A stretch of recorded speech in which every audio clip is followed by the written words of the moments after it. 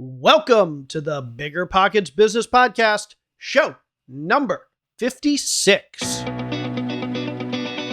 Welcome to a real-world MBA from the School of Hard Knocks, where entrepreneurs reveal what it really takes to make it. Whether you're already in business or you're on your way there, this show is for you. This is BiggerPockets Business.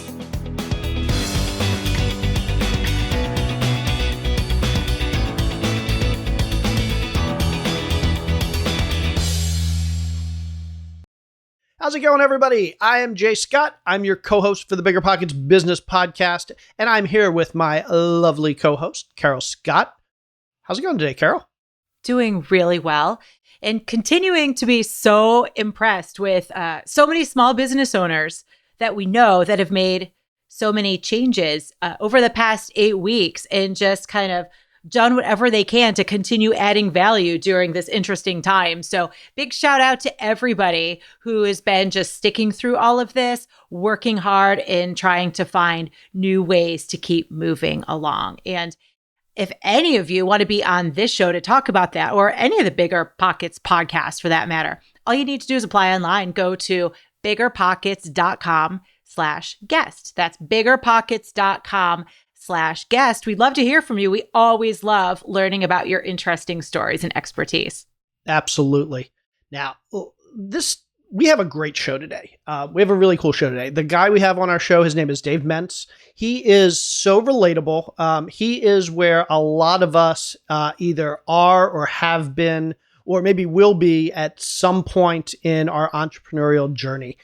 He started in extreme poverty. He spent much of his life in the corporate world, but he always had this entrepreneurial itch that he just needed to scratch. And finally, after almost 2 decades of doing other stuff outside of entrepreneurship, he finally took the leap. And when I say he took the leap, he took some major risks. He basically spent his life savings buying a laundromat, a self-serve laundromat, and figuring out how to take this money-losing business and turn it around and turn it into what became actually a very profitable business. And then he bought the next one and the next one and the next one.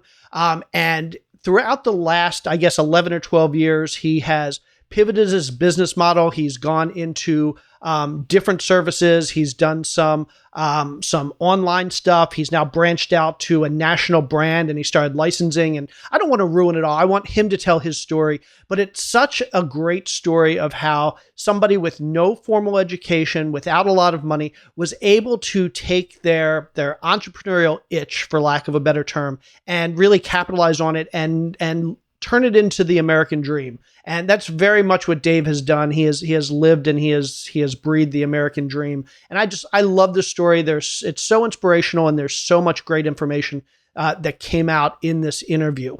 Now, if you want to learn more about Dave, if you want to learn more about his story or his business, feel free to check out our show notes at biggerpockets.com/bizshow56. Again, that's biggerpockets.com/bizshow56. Now, without any further ado, let's welcome Dave Menz to the show. Welcome to the show, Dave. Thank you so much for joining us today. Hey, thanks for having me.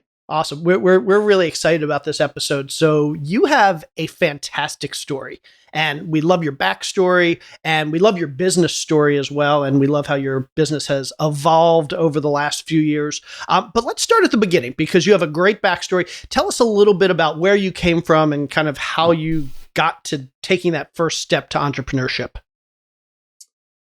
As a young kid, I grew up in Flint, Michigan, which a lot of people know from the water crisis that they're having there.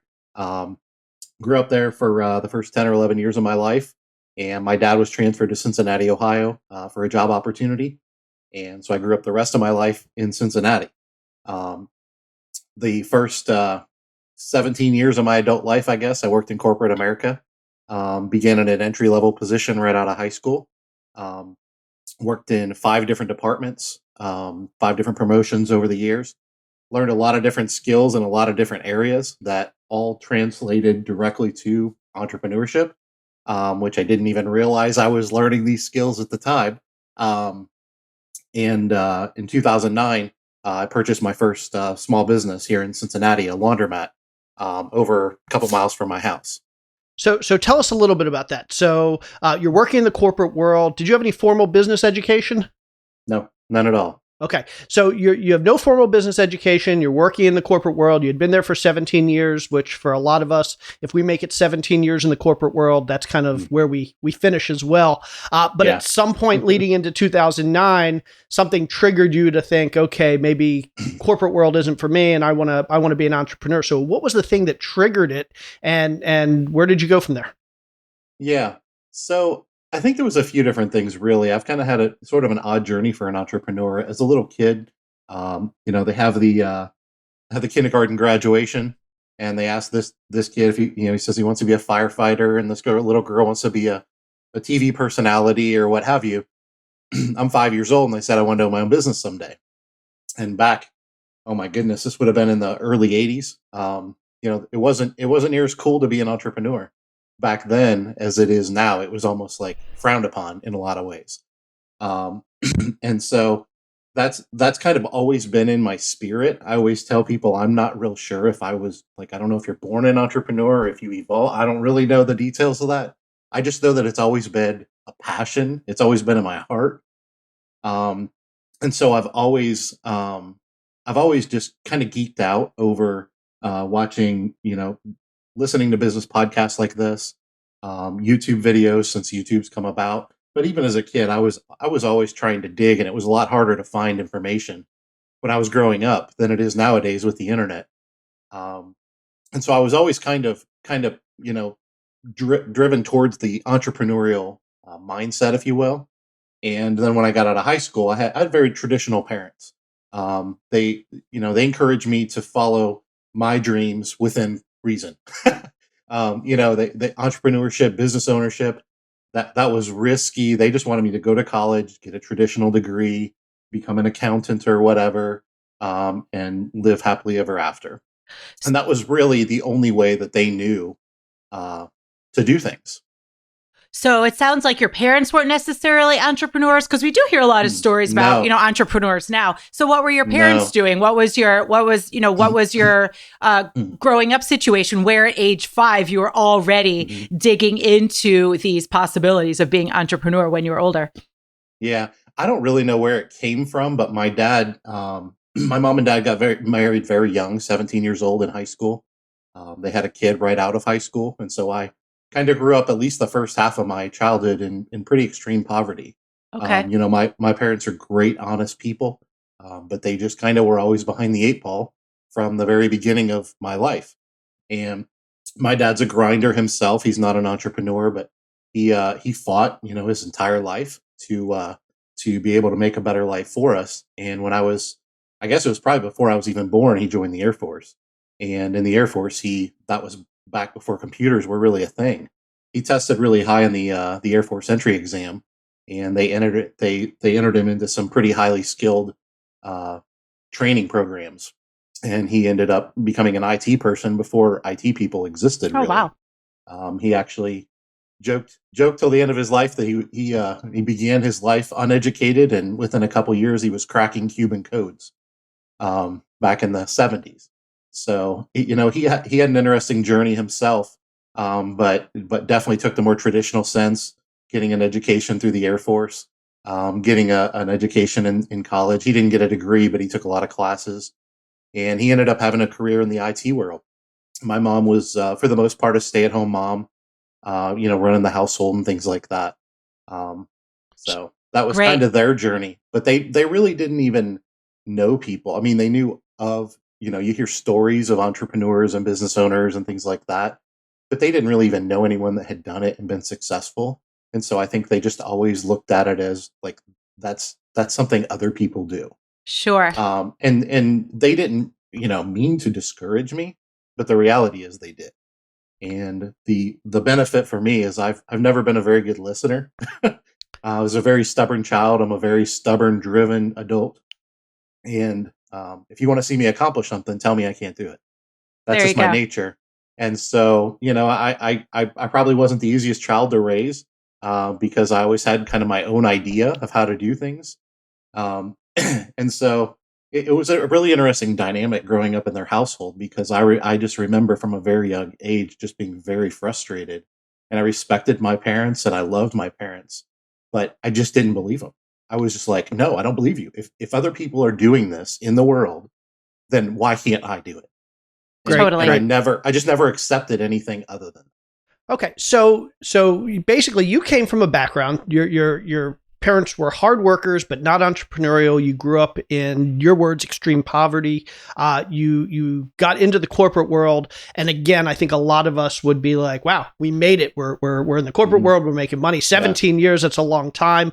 Like a lot of us would just keep doing that until the day we retire. But something happened in 2008, 2009, where you said, "Okay, I need to make a change." What was it that happened, and what was that change?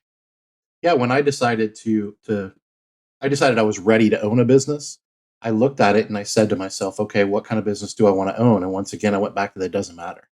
And the beauty of that was it opened up the entire world to me because I wasn't pigeonholed or focused on being a shoe company or building bicycles or whatever. It didn't matter to me. I just wanted the process. I wanted to serve the community. And so once I felt like we were financially in a position prepared to do something about it, I dug everywhere I could to find businesses for sale. I worked with a lot of people in corporate America. Some of them owned, franchises, and so I would pick their brain, probably exhaustingly, follow them around like a little lost puppy dog, just trying to learn from them. But I was also once again on the internet, and ultimately, what ended up happening is I got on Craigslist. And back then they had a category that was just a broad category, said businesses for sale. And I had probably been on there hundreds of times, probably in the past. And I would just scroll for hours some nights, just looking at all these different, there's thousands and thousands of businesses for sale in Cincinnati alone. And so I would just scroll and scroll. And some of them, I pursued a little more, and some of them I wrote off real quickly. But in doing my homework and my due diligence for all those business models, I always came to a point where I said, this isn't right for me. Like, this isn't going to work. And so I always backed up, started the process over again. And it was exhausting to my wife. And she even jokes when we finally bought our first business that she just thought I was going to look for businesses for sale and never actually pull the plug or pull the trigger. And so obviously one day I was on Craigslist. I found a local laundromat for sale. And it was just a couple miles from my house where I had lived on the east side of Cincinnati for almost 30 years. And said, I know exactly where that is. And so within 5 seconds, I just jumped on my car, drove up there and walked around and started looking. And that was how I found my first location. So that's very cool that it was, it worked out. So you did the right prep work. You were able to drive right up the street to get to this laundromat. How did you approach it from there? Did you go right in and talk to the owner? How did you start researching and doing due diligence? How did you work out the financing? Talk us through those steps you took to approach really getting your foot in there and buying that business. Yeah, well, the first thing I did is from the time I stepped in the store, I knew where the location was, and I said to myself, I think I could be onto something. I think this could be from within 30 seconds. I was like, this makes sense. And so I immediately called the number on the ad, and it just went to the business owner himself. And it turns out the ad he had for sale was a laundromat / tanning salon. Okay. And the tanning salon was next door. They were two separate businesses, but he was trying to sell both. And the tanning salon didn't interest me for many reasons. And so I asked him, I said, would you be willing to separate them? And he paused for about 45 seconds and said, yeah, that wasn't my plan, but yeah, I think I'd be willing to. And I said, okay, well, if you can give me a little bit of time, I'd like to meet up for coffee sometime and let's sit down and talk about this. And so we found a time about a week later to sit down and just chat. And in that time, I think I took several vacation days. And I just went all over the city trying to learn everything I could about a laundromat. And when I met up with him, we were able to work out a deal pretty quickly. He had owned the place for years. He had owned 20 laundromats at one point, and he had run them all into the ground. They were all very, very neglected, really, really bad condition. In fact, the business was losing money when I bought it. And so, one of the things I learned in my studies and my journeys was in entrepreneurship is, you don't ever pay for a business that's losing money. It has no value. And I said, this one has value to me. And so I purchased the business. But how that journey kind of went is once we made a deal with the business owner, we had a fairly decent nest egg that we had set aside for owning a business, probably about $20,000 or $30,000.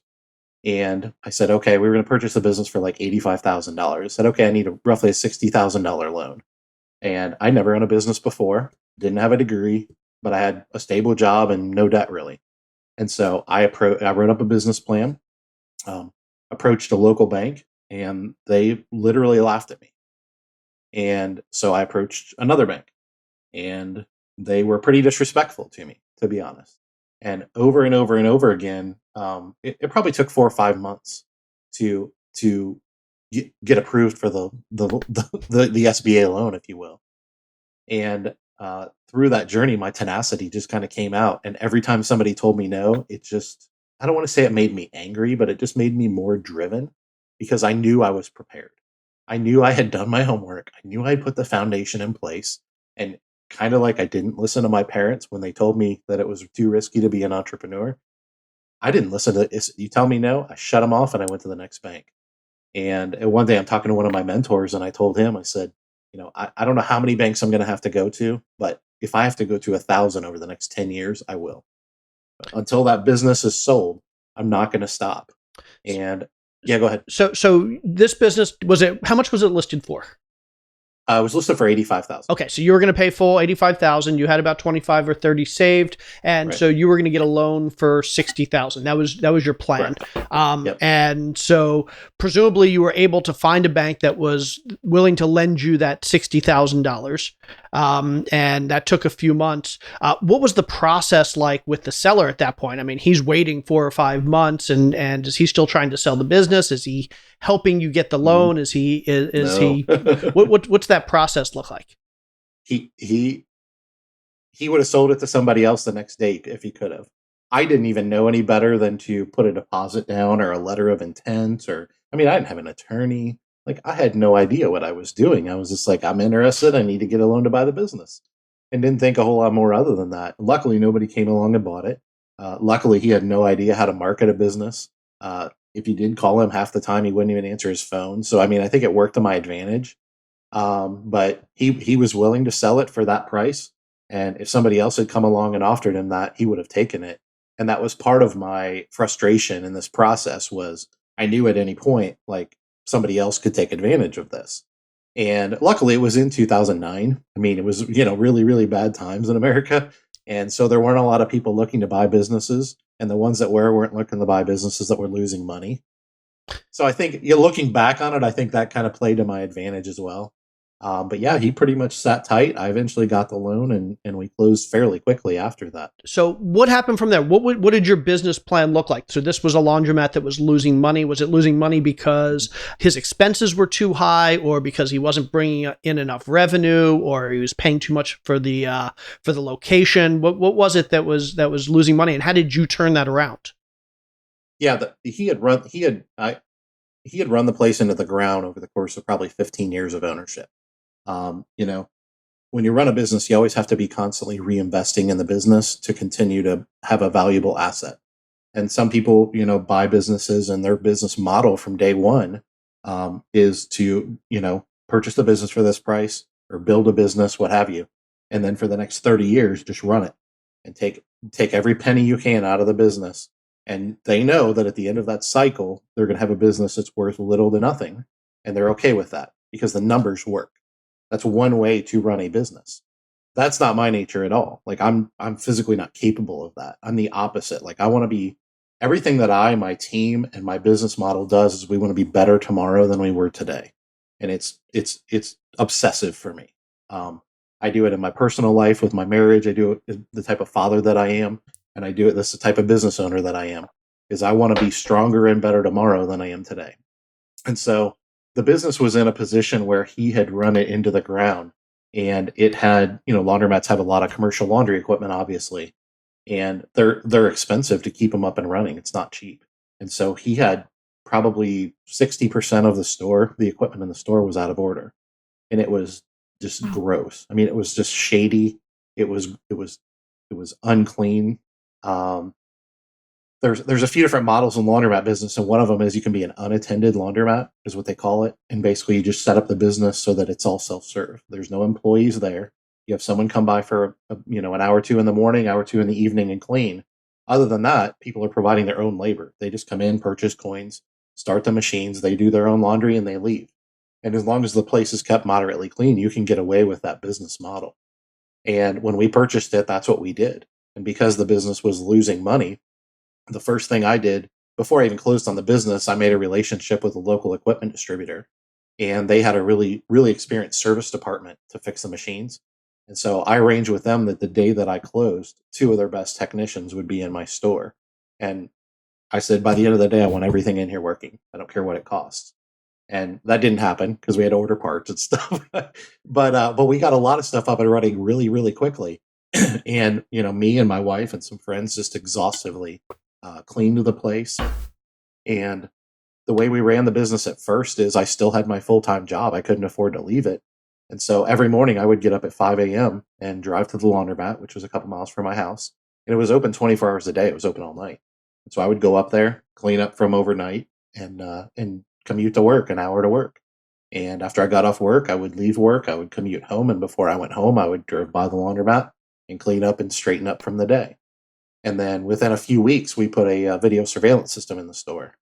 And so usually when I got ready to go to bed, usually around 9 or 10 o'clock, I would pull up the cameras and just be able to see, is the store dirty? Is it busy? What have you?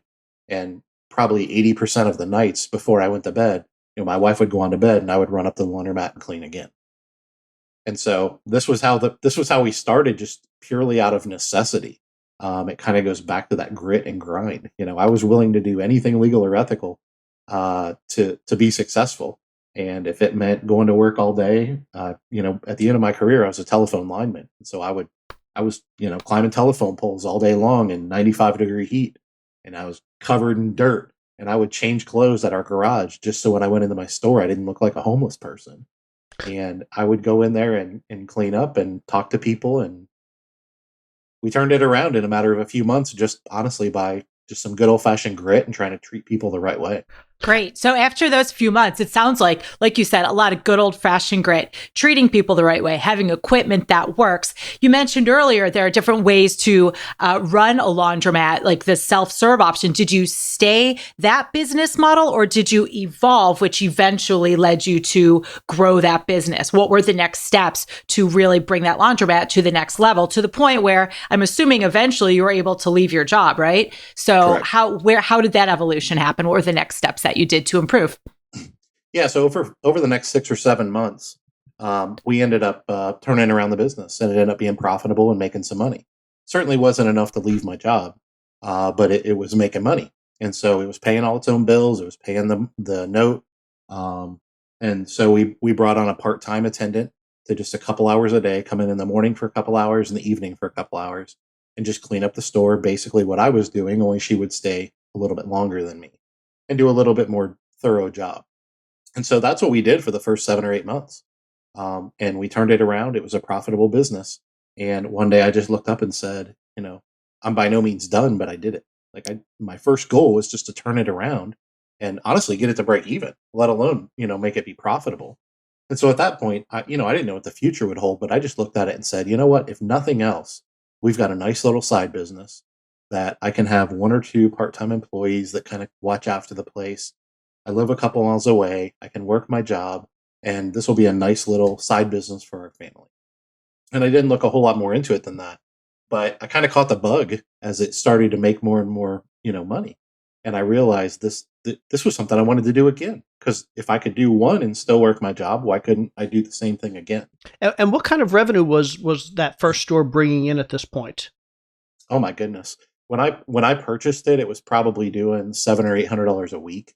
And at this point, which is 7 or 8 months later, it was probably $1,800 to $1,900 a week.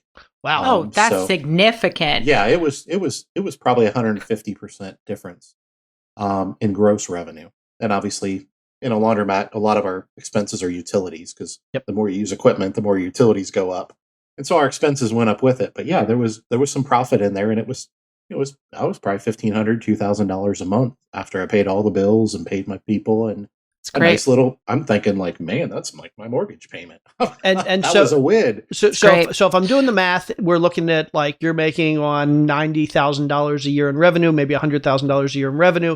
You're making $15,000 to $20,000 in profit. So Right. I guess that would be margins of about 20%. Is that pretty Right. typical for that type of business? No, that was what I found after, as being in the business a lot longer, is that was the beginning. Typical margins in our business, the best operators are probably 35 to 40%. Oh wow. Yeah, so it can be a pretty profitable business, but you got to build it the right way. Sure. And I was only 7 or 8 months in, so at that point I knew I was onto something, and I thought, well, if this is a nice little side business, I want to find another one. I want to do this again. And I had no money. I had thrown everything in my life at this thing: my time, my effort, my blood, sweat, and tears, my patience, and all the money that we had. And so I didn't know how I was going to do it, but I just said, I want to see if I can find another location. And my equipment distributor, who had become a mentor to me at that point, he kind of tried to pull back the reins, and he was like, "Whoa, slow down. You're doing great, but let's be patient here." And once again, I just said, no, I'm not. No, I'm not going to do it. And so I just kept looking, and it took a few months, but I eventually found a local laundromat that was about 20 minutes from my home. It was right off the highway, and it conveniently, even though it was 20 minutes from my home, it was on the way to my commute, on the way to my job. And it was right off the highway. And it was a great location, and it had been run into the ground by the previous owner, and it was actually closed. That's how bad a shape it was in. And it was in a strip mall. And so I approached the local strip mall owner, and I said, I'm in the business, and this is what I do. I buy laundromats and I turn them around. I didn't tell them I've been doing this for a year. And I basically, pitched them and sold them, and they knew they had, a mess on their hands. And so they said, they said, okay, they signed me to a long-term lease. I essentially walked into the business and got it for free. But, I had to spend a lot of money just undoing the mess that was there. And because I was now in the industry and had an existing store that was profitable, I built up a little bit of clout, and I was able to borrow equipment or money for the equipment. And so that store, we kept it closed for about 3 or 4 months. And every day I would go into work. I had people that cleaned my other store at this point. Every day I would go into work. I would work. I would leave. I would stop there, and I would work until I couldn't stand up anymore. And I would go home and I would sleep. And I would, every weekend, occasionally I'd take an hour and go out to dinner with some friends. Other than that, I worked and slept. And it took 4 or 5 months. I had a lot of help from family and friends and stuff, but we barely had the funds to supply materials to do the work. We had no money for labor, and this wasn't my skill set. Like, I'm not a remodeling kind of guy, and so I had no idea what I was doing. But once again, YouTube, calling in favors. I got a friend that does drywall. Well, I can cut and hang drywall and screw it in the wall. Can you come finish it for me? I'll buy you a pizza. And so I had, that place still to this day has a really special place in my heart, because it was a very intense grind, but there's just like so much love that went into that business and making it into what it is today. That it'll probably, even if I don't own it someday, it'll always have a special place in my heart. So that was how I acquired my second store. And the funny thing is, we opened, we remodeled it, pretty much made it a brand new store for the most part, opened it back up, and within 3 weeks, the store was profitable. Wow. Even though I had even though I had very significant debt. I mean, I borrowed a lot of money, and I didn't know how I was going to pay it back, honestly. But within 3 weeks, it was profitable. And one of the things I had done, I knew this area. This is all on the east side of Cincinnati. I knew the area really well. And I knew that there was no decent laundromats in that area at all, anywhere on the east side. And so one of the things that I saw with my first location and my second one was the opportunity to serve my community and have a viable business model where there's a natural demand that's pent up and not being met in the market. And so those are both things that were very attractive to me in the business. And, because I dug in and was kind of all in and pretty tenacious about it, pretty detail oriented on building the facilities and things like that. I mean, we had people knocking on the windows before we were even finished building the store because it was closed. And we would open the door and they'd say, we were wondering if we can come in and do laundry. Look around. I'm like, there's no equipment in here. What do you like? But they were ready. Right. It's been a laundromat for 40 years, but we had ripped Sure. everything out. So I'm sitting here listening to this, and Jay and I often talk about when we talk with awesome entrepreneurs like yourself who make that leap and they buy these businesses, we often draw the parallels to real estate investing because, again, a lot of our listeners, just by the nature of us being on BiggerPockets, is that they're real estate investors. And I'm sitting here marveling at, once again, there's this fascinating thing, right? You bought this first laundromat off of Craigslist. You made these incremental changes over a bunch of months that improved the business, made it more profitable. You saw the success of that. You got the bug to go out and get another. It sounds like you just drove by, similarly to how real estate investors do. They'll drive neighborhoods, look for opportunities. You saw an opportunity, a closed down laundromat, and you just walked over to the owner and said, what do I need to do to get this? You got it for next to nothing, poured your blood, sweat, and tears into repeating that model over and over. So I'm loving all the parallels that you're drawing here. So what else? So you had, at this point, you had two, the second one, which was profitable within those 3 weeks. So at this point, were you just continuing was the next plan in your business model to just continue replicating that model? Or was there ever a point when you decided maybe we'll offer different services? Maybe we'll do things a little different than just this traditional self-service laundromat to continue to grow and expand? Yeah, as I went through the journey, one of the things I did also is I tried to spend as much time as I could, learning the industry. And in our industry, there's many different business models within the laundromat industry, and so I learned those, and I made friends with people that were owners of different business models, and so I learned different things. And as I did, it started to pique my interest.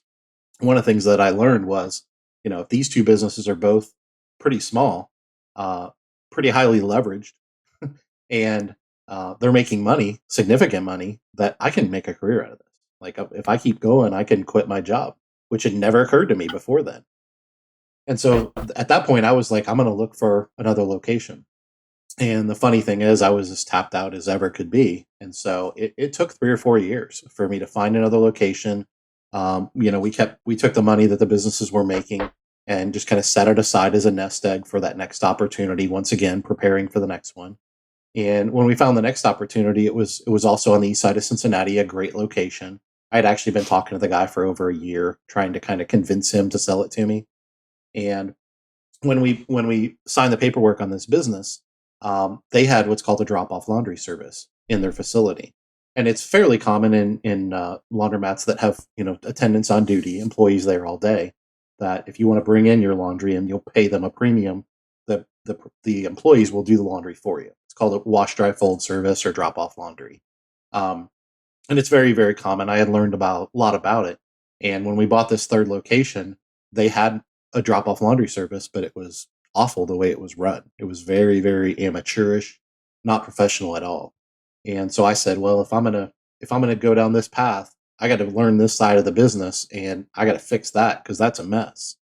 And so, long story short, we ended up hiring a family friend that came on with us, and I kind of recruited her, if you will, to be my manager as we continue to grow this business. And she came on part-time, eventually evolved into full-time, and she's actually now our general manager to this day. But at that point, I brought her on and said, all right, this is my dream. This is what I'm going to do, and I want you to be a part of it with me. I was still at my full-time job. And so we bought this third location. We decided to fix the drop-off laundry service.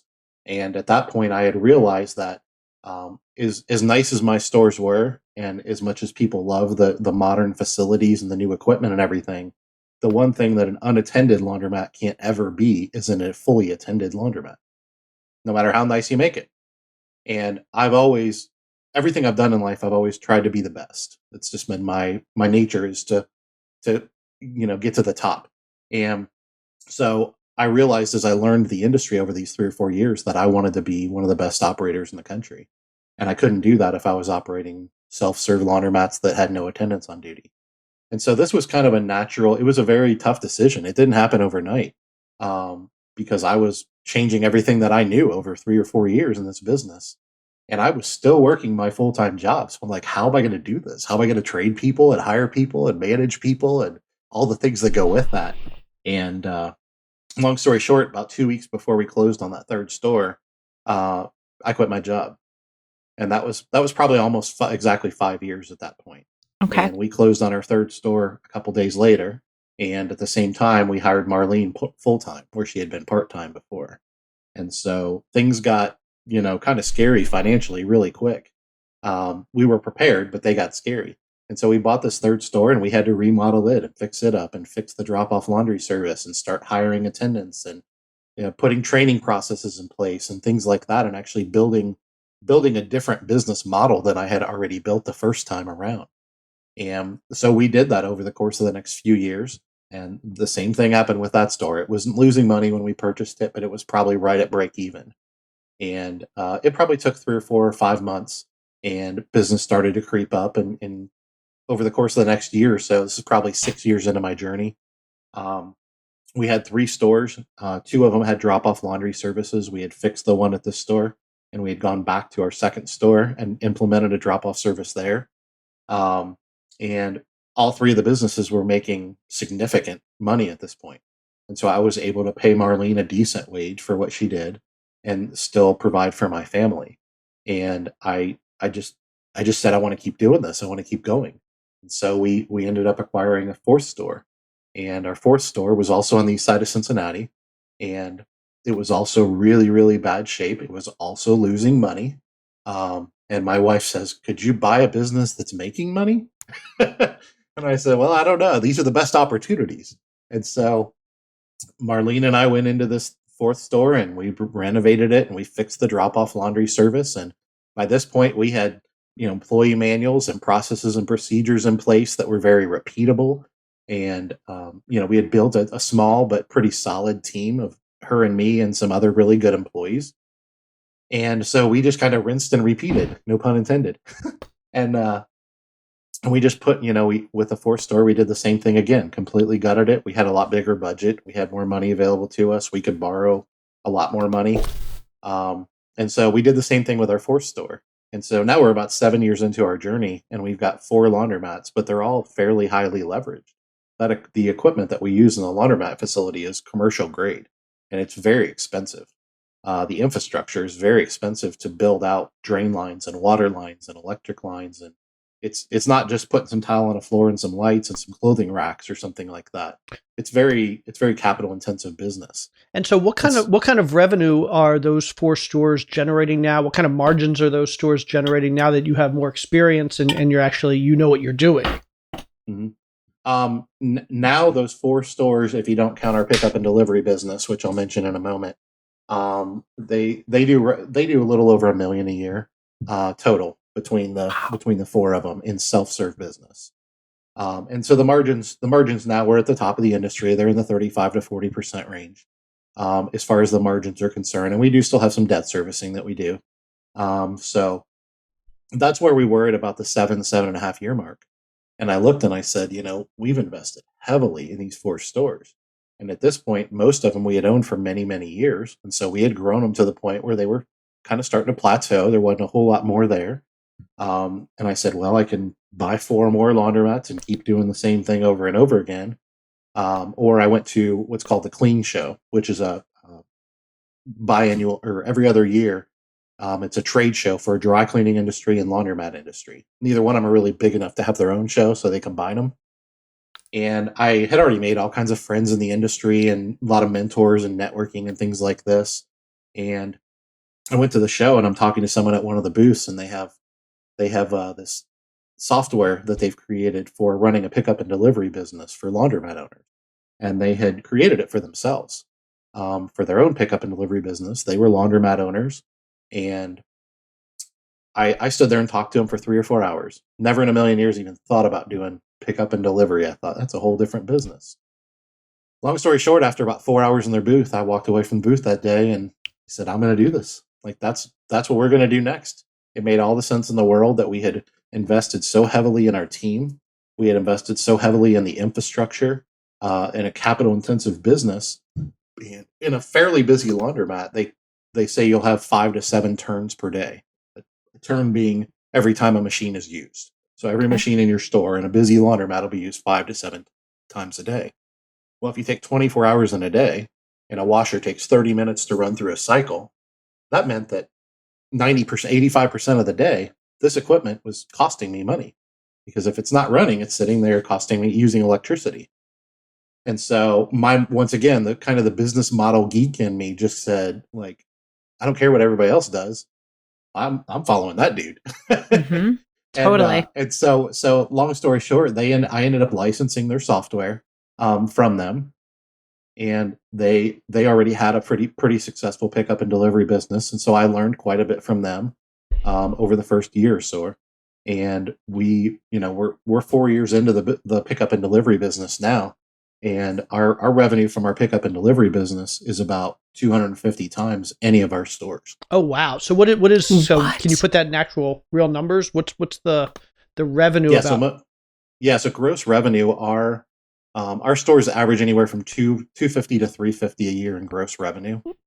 Our pickup and delivery business did a little over 600 last year. Wow. And if it weren't for the virus situation, which kind of put a whammy on a lot of stuff, we were expecting to exceed 800 this year and $1 million in 2021. So a million on your pickup and delivery, that basically alone doubles that doubles your total revenue from the store. So your pickup and delivery by next year, assuming like all the pandemic stuff kind of doesn't get in the way, by next year that will make up 50% of your total revenue. Correct. That's great. And one of the things that we did when we launched our retail stores are called Queen City Laundry. That's the brand, and Cincinnati is known as being the Queen City. And so that's where that brand name comes from, and they're all branded the same. And when we started pickup and delivery, one of the things we decided to do is to create a different brand, a different name, a different logo. And so we branded it as what we call Happy Nest Laundry Pickup and Delivery. Happy Nest kind of being a whimsical term for a happy home, like an empty nest, if you will. And so we started the business with, very intentional about branding and strategy and positioning it as a very premier product in the industry. And long story short, after a few years, our software company that we had licensed the software from, we were their top licensee and had been for, I think, pretty much the whole time. And so they approached us and they said, "Hey, we have an idea." I said, "What's that?" We sat down and talked actually at a different clean show, ironically enough. And we talked for the better part of a day or two off and on. And they had an idea, and their idea was to create a national brand that we would launch across the country. And essentially the idea behind the business model was that they wanted me to partner with them, utilize their technology, their infrastructure. They also had in-house marketing people that do all the digital marketing and everything. Leverage all that with my business experience and my expertise. And they wanted me to be a mentor and a trainee to the operators that we would partner with across the country. And so it's similar to a franchise. That's where everybody's mind goes. It's not legally a franchise. It's more of like a revenue share partnership. What we do is laundromat owners throughout the country that are, interested in starting pickup and delivery. The reality is it's not anywhere near as simple as I just made it out to be. It was 2.5 years of really, really stressful, rough times trying to figure this out by the school of hard knocks.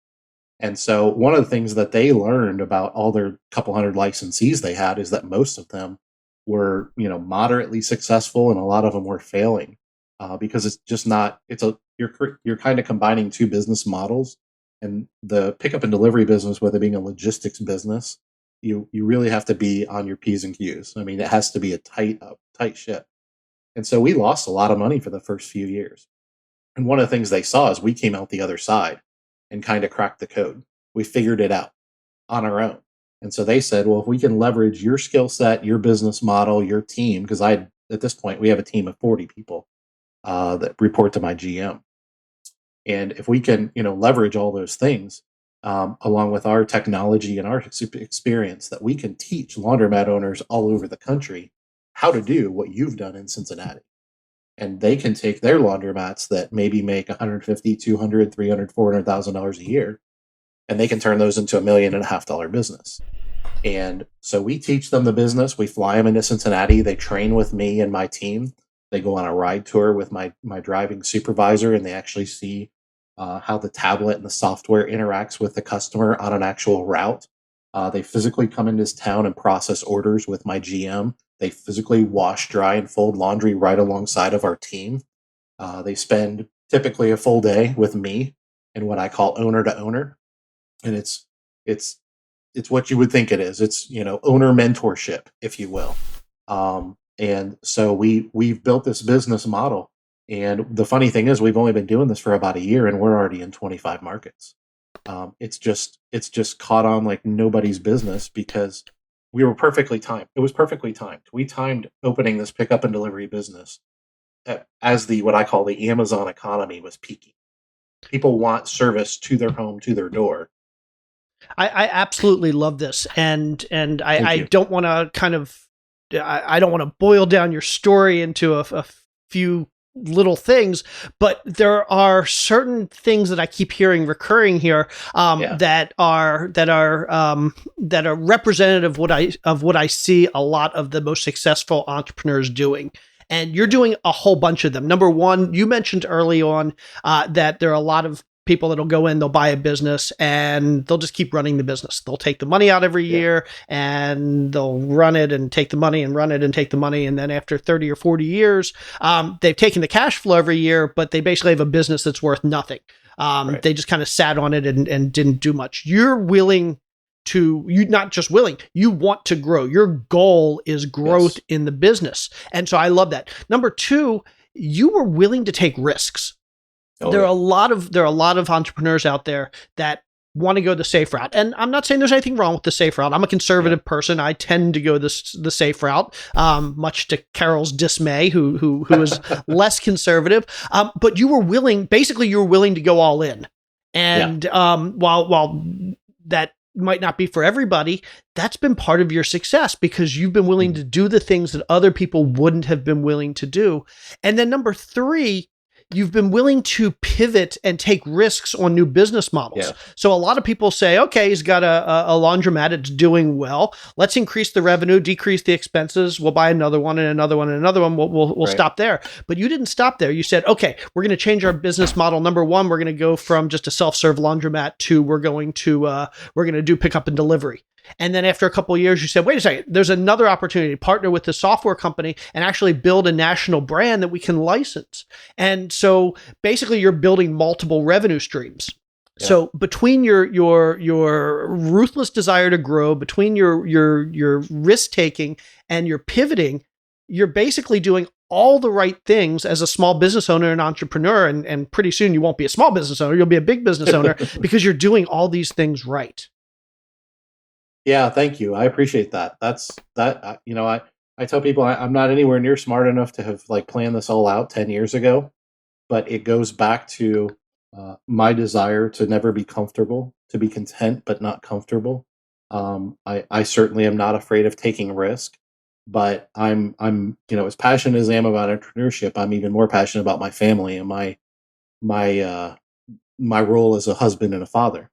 And so when you take risk, it takes a drive that was at 90% to 150% because failure is not an option. And so once again, anything legal or ethical, I mean, the first 5 years that we did this, my journey I just told you about, between my full-time job, commuting, and doing what I did in my stores, I estimate that I worked anywhere from 90 to 100 hours a week for 5 years. And I didn't even know I was doing it. I just got up and did it. And that is awesome. And it's funny because if you take the risk, you have no choice but to succeed. And the beauty of it is, I've always, I didn't get into business to make money. I enjoy making money and providing for my family, but I've always loved, traditional capitalism. I've always loved the idea that if I do something better than someone else and I meet a pent-up demand in the market, then I will be rewarded accordingly. That's traditional, old school capitalism. It's not what a lot of other people make it out to be. And I love every part of that because I've been raised to serve others. That's a part of who I am. That's a part of my upbringing and my family. And so one of the things that when I left corporate America that I really didn't care for was that I was in a situation where I felt like I couldn't do that. I was just kind of punching the clock and making money, trading my time for money. And a big part of why I was attracted to entrepreneurship is I knew I could do all of the above, and I could do them at any level that I was capable of. And so that's been a big part of my journey, is just getting up every day and saying, what do I have to do today to be better than I was yesterday? And fast forward 10 years and here we are. And here you are. And I love that you mentioned you were raised as a child to serve others, because I suspect I'm reading this right. As I'm watching you here, for any of you who are watching this on YouTube, as I was watching you tell your story, specifically in that end part when we're kind of like at the apex of everything, where you're talking about everybody's coming in from all over the country to follow your crew around, to work side by side. I saw some pure joy and glee in you, because you can just tell that it really is a passion of yours, that you love, that you're able to give back and help these people get started on their journey, which is really cool. So you've done all these awesome things, but where are you going from here? What are you doing with your profits? What's next? What is on the horizon for Dave? There's a lot of different things that I kind of have going in the fire, if you will. I have a better lifestyle balance, and I'm able to spend more time with my family than ever, even though I'm making more money than ever. And so that was a part of, my drive, was to not work 100 hours a week forever. Like it was a means to an end. And so now I have a much better lifestyle balance than I did. And that's phenomenal. We've also gotten into some real estate investing, which is how I found BiggerPockets to begin with. So tell us a little bit about your real estate. What type of real estate investing are you doing? Well, we own a commercial building already, but it's a building that we purchased that one of our stores are in. So that was pretty natural. In the last month, we've closed on 4 single family homes and a duplex that are just going to be buy and hold rental properties. A couple of them were already in great shape. The duplex even had phenomenal tenants in it already, so they were more turnkey. And then the other 3 are more of rehabs. One of them's pretty much a total gut, but we're not going to flip it. We're going to keep it as a long-term investment, and we're going to depreciate it, take the principal pay down, and all the things that come along with a buy and hold rental property. And so I don't know how big we'll grow that, but we also just see that as a way of serving our community and making money. Because people need a nice, clean, safe place to live. And, let's be honest, there's a lot of laundromat owners. There's a lot of, rental property owners that, don't provide nice, safe, clean places for people to live. And that's not who we want to be. So we're doing. I love that. I love that. I'm sorry, I didn't mean to cut you off, but yeah, that's just. I love the just the altruistic nature of that, and I also love that the first piece of that, buying the commercial building that your laundromat's in. We've talked a lot about that on this show over the last couple months, about the synergies between business owners and real estate investors, and how real estate can be a fantastic complementary investment with the business, owning the land or the building that the business is actually run out of. So love to hear that as well. Yeah, when we purchased the commercial property, the first thing I thought to myself is, I don't have to factor in vacancy. Yep. I'm guaranteed to get paid because I just have one entity paying another entity, and it's a long-term, it's a 30-year lease. I'm not going anywhere. And even if I sell the business to someone else, I have control over who I sell the business to. I have no intention of it, but I have control over who they sell the business to. And because I know the industry and the business model so well, I can tell if they know what they're doing or if they're a high character person. And so I control the tenant I put in my building by who I sell the business to. And we're in the process of acquiring another one of our buildings right now. So we'll end up owning a couple commercial properties. And part of it is diversification and things like that, which are important to do as you become more successful. But part of them too are just like natural natural evolutions into other types of service, other types of capitalism, if you will. But yeah, what it really boils down to is, Carol had mentioned a few minutes ago that she could tell the natural joy and happiness that I get from helping other business owners. And I'm glad that shows through, because that is very honest and very sincere.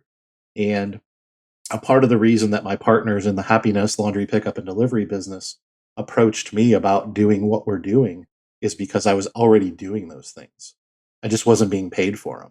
Like, just like I'm on here trying to hopefully help and inspire other business owners, as I became more and more successful, I said, there's many things I can spend my time doing, but if you have read the book E-Myth, Of course. processes, procedures, things like that. Yep. One of my favorite books. And one of the things I learned through that book is to own a business, not a job.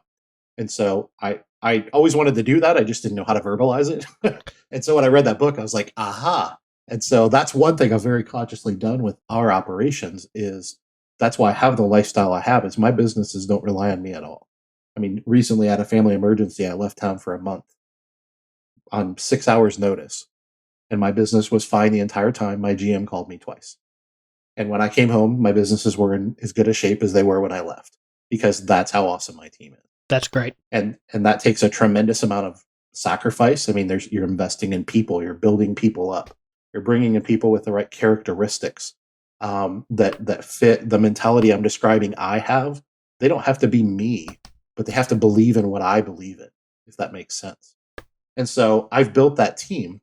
And so now we're able to, leverage that team to build a whole different business model in the happiness stuff. It's great. And that is true happiness. It is. Okay. This is the point in our show where we would love to do what we call the 4 more. And that's where we ask you the same 4 questions that we ask all of our guests. And then we give you an opportunity to tell us more about where our listeners can connect with you. Sound good? Okay. Sure. Okay. Carol, do you want to take question number 1? Totally. Okay, Dave, question number 1. Please tell us, what was your first or your worst job? You get to choose. And what lessons did you learn from it? Oh, my goodness. I don't know if it was my very first, but I had a job at Taco Bell in high school where I actually worked for 2.5 years. And I just needed some gas money. My parents, they were like, if you want to drive, get a job. Like that was just the way I was raised. And so I got a job because I wanted to drive. And I worked there for 2.5 years and I worked really hard. And, when I graduated from high school, I left. And all I knew is just go into work and just do what you're supposed to do. And I think I've learned a really valuable lesson there without realizing it, because I'm in high school. I'm probably a senior in high school, and they're trying to promote me to a manager. And this is at a fast food restaurant where they promote you fairly quickly a lot of times. But the reality is, like, that was a lesson to me that, that if I want to set high goals and accomplish them, it starts with integrity, character, and hard work. And those things will take you a long ways. And yeah, there's working smarter, not harder. And there's a lot of other aspects to success in life. But believe it or not, my job at Taco Bell was a really good foundation for me. And I think what it also reinforced at a pretty young age is I didn't want to work for somebody else. Love that. Love that. So funny story, my kids, they're 9 and 10, or our kids, Carol and my kids, our boys are 9 and 10, and had Taco Bell for the first time about 2 weeks ago. And our 9-year-old was so in love with Taco Bell that he said, I want to work there when I grow up because maybe they'll give me free food. So totally obsessed. Yeah, exactly. So we may have a Taco Bell high school worker ourselves here. Yeah. Well, if that happens when they leave their job, they won't eat Taco Bell for 20 years. That's probably the best reason to do it. That's what I did. That's probably the best reason to do it. Taco Bell. Awesome. Okay. Question number 2. You mentioned the E-Myth. And I love the E-Myth. Fantastic, fantastic book. Any other books, if you had to pick one other book that you highly recommend for our entrepreneur listeners out there, what other book would you recommend?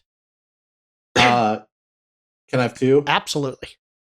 The Bible, for me, is foundational from a character perspective. But a lot of people don't realize that the Bible is full of very practical wisdom. A lot of people don't realize it, but the Bible talks about debt. And how it can be a dangerous thing, and to be careful with it. And obviously it talks about character traits and how to treat each other, and all those things are applicable to business if you look at it through that lens. So that's one thing. And the other thing is a book that was very transformative for me in my early 20s is Rich Dad Poor Dad, which everybody's heard of. It kind of reinforced what I said when I left Taco Bell, and I was like, yeah, maybe I don't want to work for somebody else. The funny thing is I went and did it for 17 years. But I think it reinforced what I had always kind of believed that my parents had pushed back against, which was there's more than one way to make a living. One way is to work a job, trade your time for money. There's nothing wrong with that. A lot of people do it. It's what got me to where I started. And so it's a very respectful way to make a living. But for some of us that are wired differently, that's not the only way to make a living. And so that book was really eye-opening to me. And if anything, it kind of confirmed what I had already kind of believed. And I was like, yeah, see, I'm not the only one. Awesome. So those 3 books have been very transformative. Awesome. Okay. Excellent. Question number 3, and normally, I guess we're going to go out of order on this one because I want Carol to ask you question number 4 because that's her question. Question number 3. What's the best piece of advice you can give to our listeners that we haven't already touched on here in this interview? The best piece of advice I can give them, and it is all encompassing in this interview and who I am, is in any business, anything you do in life, focus on value. Because value it's a broad category. It's a big picture thing, but it's encompassed by a lot of really small things. And so if so many, especially in my industry, so many people, well, you want people to use laundromats are poor people. They think that. It's not true, but they think that. And if they're poor, then the only thing they care about is price. They don't care about service. They don't care about cleanliness. They only care about price. And it's completely and totally wrong in my industry. And it's wrong in every other industry as well. So price is a part of the value proposition, but value proposition is much bigger than price alone. And when you come at it from that perspective, all of a sudden you're going to find yourself focusing on a lot of the other small things that encompass value that I've talked about for the last hour. And so I mean, it's a big picture thing and you got to drill down within that. But I really believe that a lot of people, they work really hard. They even work really smart. And they just they provide the best product in the world, but they just can't bring themselves to raise their prices. Love that. I love that. Yeah. Value proposition is much bigger than just price alone. That's a absolutely. Fantastic quote. Love it. Yeah. Okay. Here's your 4th question, and the one that Jay knows I love to ask. What is something in your personal or professional life that you have splurged on along the way that was totally worth it? From a material perspective, I when I bought my 4th store, which I think was 6 or 7 years into my journey, when I bought that store, I for whatever reason I had always wanted a luxury SUV. And when I bought that store, I said, when this store does X amount per month or per week, I guess was my goal, then I will buy my family that luxury SUV. And I could afford it before I bought my 4th store. But I also learned this from Robert Kiyosaki, is that, anything you want in life, don't say I can't afford it, say how can I afford it? And I could afford it either way, but I wanted to use that as a motivation, a driver of motivation for me to take my company to another level. And we reached that goal, and I drive a luxury SUV. What kind of luxury SUV? I want to know, because I've been looking every day for 2 years now and I can't decide. So what'd you decide on? Yeah, ours is an Infiniti QX80. Nice. I love that car. That is such a good car. Yeah, we really like it. It's fantastic. It's perfect for our family. We need a lot of room. My boys are always bringing friends along, and oh yeah, we could never do a car.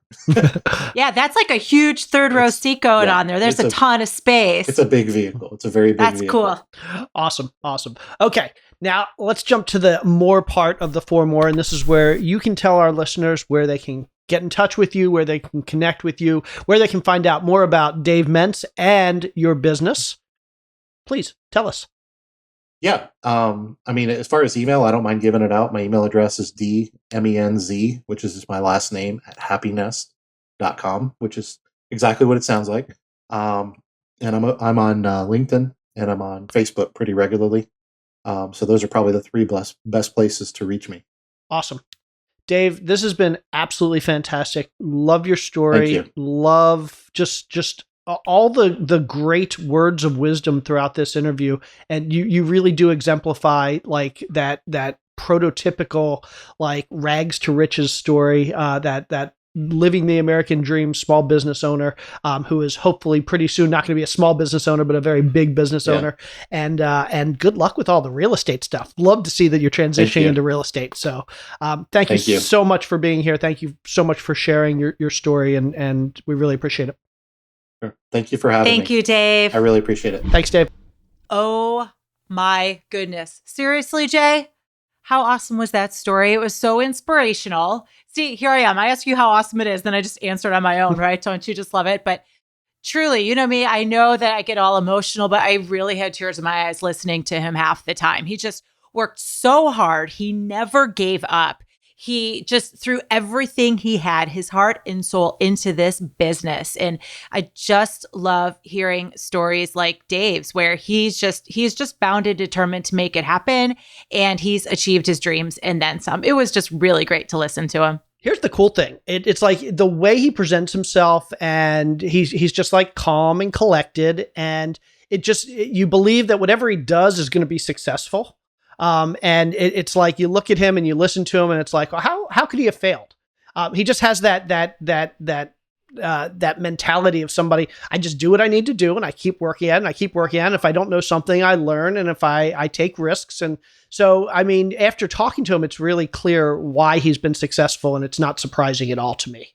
1,000,000%, 1,000,000%, yes. And what you said, everything about him, it's a great reminder that we can all do exactly the type of thing Dave has done. If you're just willing to work hard, just make it happen and take those risks and just say, I'm going to do this, and follow through on those commitments. We are each capable of doing just that. Absolutely. Okay. Well, this was a great episode. I look forward to seeing everybody back here again next week. I hope everybody is happy, stays healthy, and have a wonderful week. For her, she's Carol. I'm Jay. Now take that risk and keep working hard today. Have a good one, everybody. Thanks, everybody. See you soon. Bye.